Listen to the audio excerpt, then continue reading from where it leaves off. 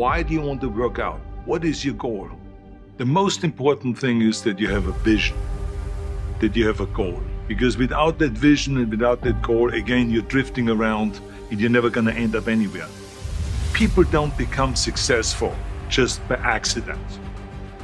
This is why I always recommend to people, sit down, take your time and start thinking about, why do you want to work out? What is your goal? And that can be as crazy as it is. It could be, I want to impress girls. If that's your goal, so be it, but it motivates you. It could be that you're emulating a certain, bodybuilder or a certain football player, a certain boxer, whatever it is.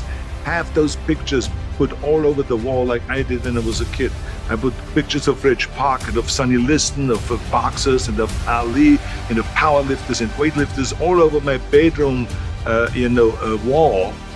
So that every day when I go to sleep, every day when I wake up, I look at those pictures and they motivate me. You need that motivation, and then therefore you have this kind of imprint in front of you all the time, and you know exactly what you're chasing. People always come up to me and says, why are you smiling? You're working out 5 hours a day. You're doing the same as the other guys, but the other guys have a sour face. They're pissed off that they have to do another rep or another set or something. I looked forward to another 1,000 reps of sit-ups. I looked forward to another 500 pounds of leg press or squat. I looked forward to doing more and more curls until my arms fall off. Why? Because I knew that every rep that I did, and every set that I did, and more weights that I lifted, I get one step closer to turning that vision into reality. So I was turned on by that. I was excited. I couldn't wait to get to the gym. And there was no room for any kind of I can't get my act together or anything like this, because there's only a certain amount of time. But the key thing again is have the clear vision. Have the specific goal of what you want to accomplish, because then you never go to the gym and you say, today I feel down a little bit. I don't know what it is all about. I don't know my life. I'm confused. No, I tell you that I was a perfect example of someone that was not confident at all. I mean, when I was a kid, I was just like any other kid. I had hang-ups and problems and all this. But when I joined the weightlifting club and I won my first little trophy because I did the best clean and jerk, and then we went to another meet and then won another little trophy, I started feeling like somebody.